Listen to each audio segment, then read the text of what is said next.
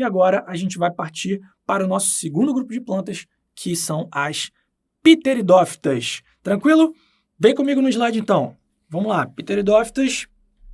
Lembrando que as pteridófitas correspondem a dois filos, tá? O filo Pteridófita e o filo Licopodiófita, beleza? Os representantes aí mais comuns são as samambaias, as avencas também, né? Onde tem muita avenca é em casa de vó, né? Você vai... Casa de vó tem muita samambaia, avenca, o pessoal curte muito, galera mais velha, né?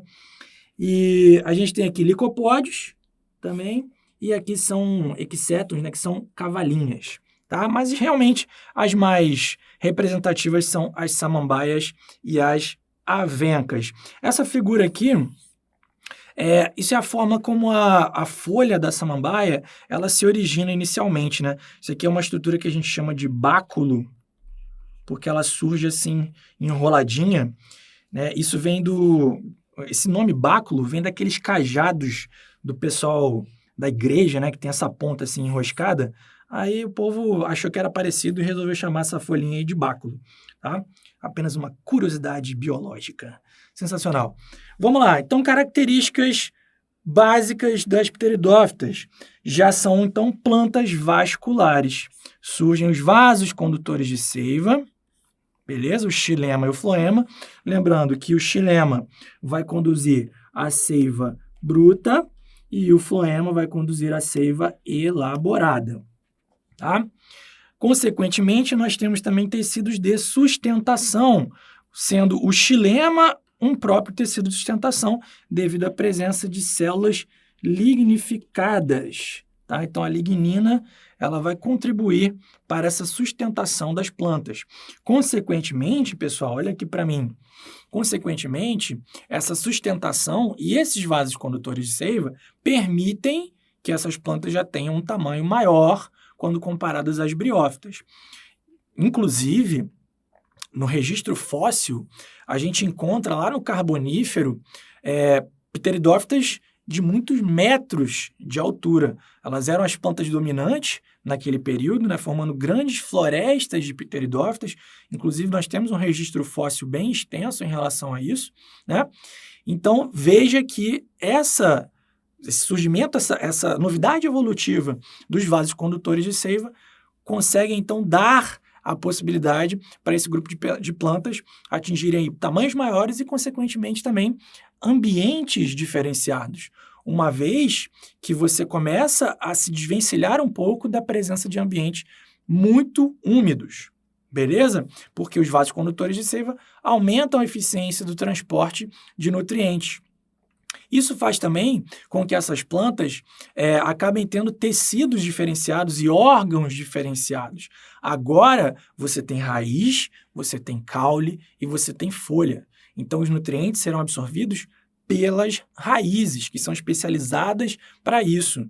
E eles vão ser conduzidos pelo xilema para toda a planta, beleza? De qualquer forma, volta aqui no slide. De qualquer forma, elas ainda são dependentes da água do meio externo para a reprodução, porque a gente vai ver que elas ainda possuem gametas masculinos móveis. Ainda possuem, tá? A fase esporofítica passa a ser mais duradoura do que a gametofítica. Então, quando você olha para uma samambaia, o que você está olhando é um esporófito. O gametófito ele é reduzido, tá? Como eu falei, a absorção de nutrientes é feita pela raiz. O caule ele pode se apresentar horizontalmente no que a gente chama de rizoma. Então, olha só.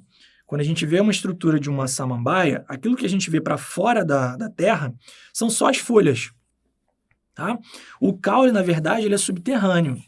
É isso aqui, ó, que a gente chama de rizoma. E as raízes estão aqui saindo do caule, obviamente subterrâneas também. Tranquilo? Vão apresentar também reprodução assexuada e sexuada. Aliás, isso é uma característica comum aí nos grupos de plantas conseguirem realizar esses dois tipos de reprodução, beleza? Olha aqui para mim.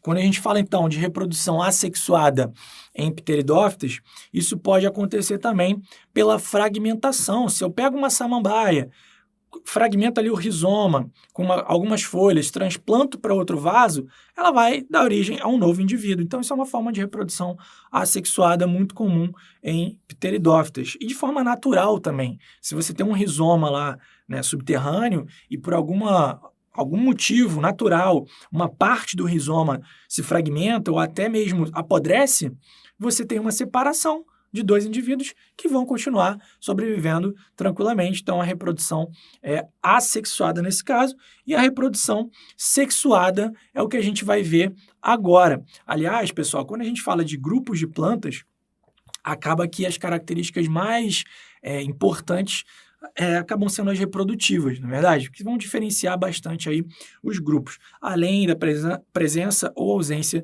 dos vasos condutores de seiva. Vem aqui no slide, então, para a gente ver como é essa reprodução sexuada das pteridófitas. Galera, então quando você olha lá para a samambaia, que está lá na varanda da sua avó, né, você vai ver na face abaxial, ou seja, na face abaxial das folhas,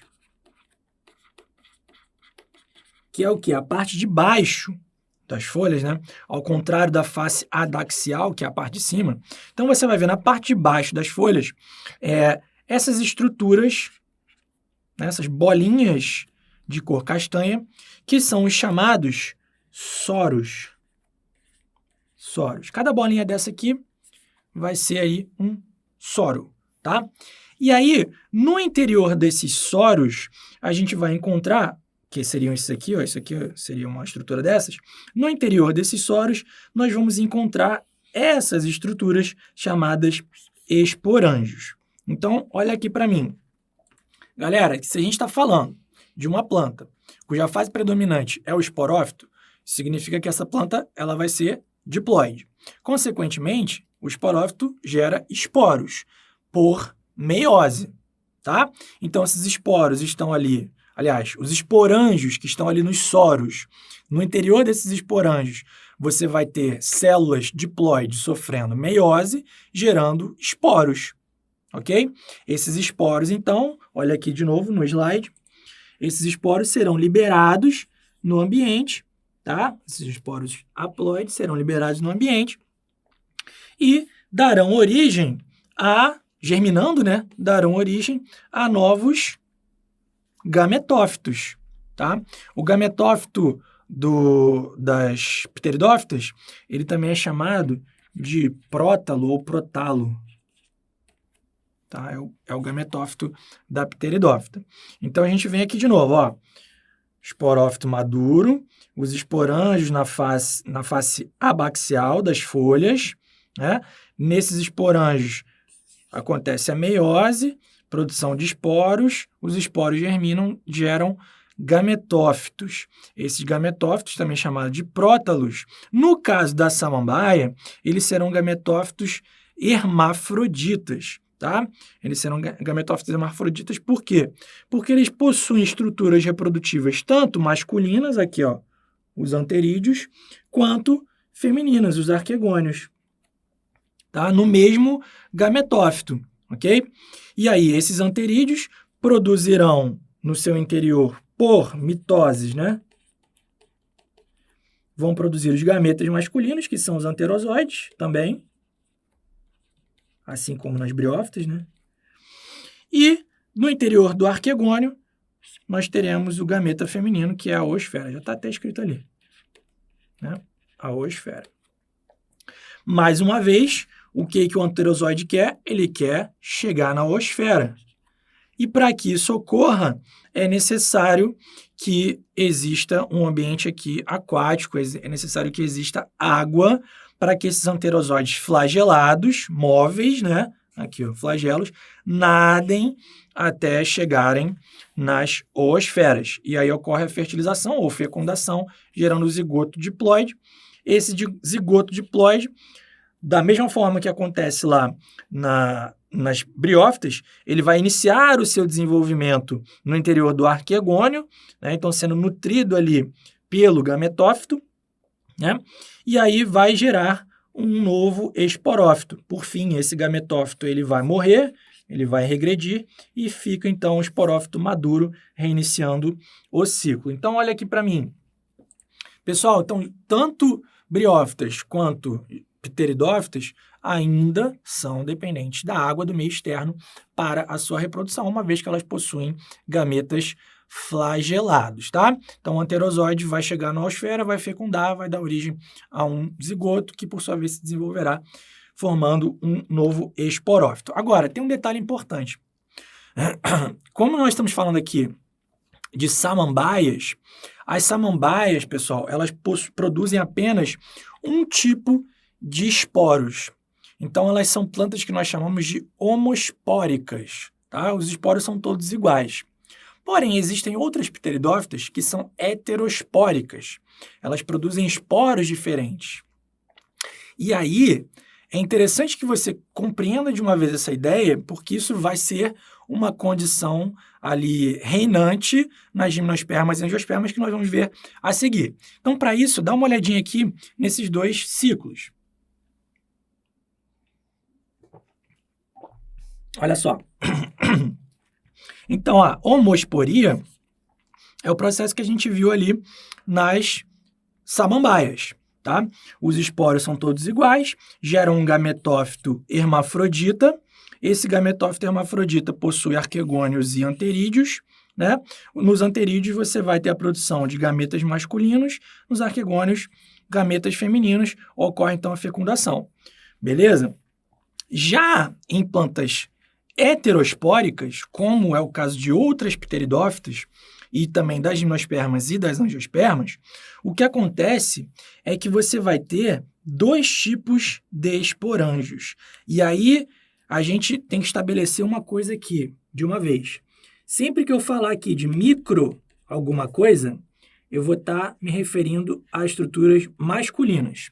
Sempre que eu falar de mega alguma coisa, eu vou estar me referindo a estruturas femininas, tranquilo? Então, ao invés de eu falar de esporo masculino, eu vou falar de micrósporo. Ao invés de eu falar de esporo feminino, eu vou falar de megásporo, tranquilo? Então, em plantas heterospóricas, eu tenho um microesporângio, você já sabe que isso daqui é masculino, e um megaesporângio, você já sabe que isso daqui é feminino. Consequentemente, pela lógica, o microesporângio produzirá micrósporos, e o megaesporângio produzirá megásporos. Tranquilo? Esses micrósporos, por sua vez, darão origem a microgametófitos, ou seja, gametófitos masculinos. E os megásporos, por sua vez, darão origem a megagametófitos, ou seja, gametófitos femininos. E aí segue a lógica. Se o gametófito é masculino, ele produz gametas masculinos.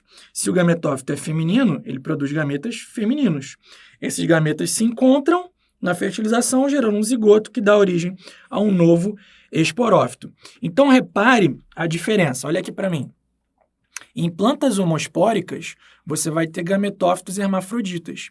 Em plantas heterospóricas, você vai ter gametófitos separados, tá? Com sexos separados. Então, você tem o gametófito que só vai produzir anterozoides e o gametófito que só vai produzir oosferas. Beleza?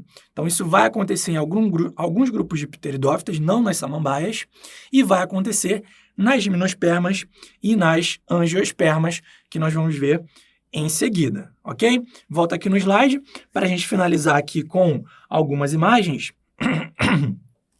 Então, essa aqui é uma imagem ampliada da face abaxial de uma samambaia, mostrando os soros, tá? E aqui, galera, para quem nunca viu, eu apresento a vocês os gametófitos de samambaia, né? Os prótalos. São essas coisinhas bonitinhas aqui, ó, essas folhinhas. Esses são os gametófitos hermafroditas das samambaias, beleza? E finalizando mesmo, é uma reconstituição de uma floresta do Carbonífero. Um Carbonífero, em que nós temos aqui pteridófitas de grande porte, né? Nós ainda temos, atualmente, aqui no Brasil, principalmente na Mata Atlântica, pteridófitas parecidas com essas aqui, né? Que o povo até fala que são fósseis vivos, que são as samambaias açu, né? Você encontra isso em regiões aí de Mata Atlântica, aqui no Rio tem. São samambaias bem grandonas, tá? Que parecem aí saídas justamente de filmes pré-históricos, tá? Então, uma reconstituição do Carbonífero, onde nós tínhamos as pteridófitas dominando o ambiente.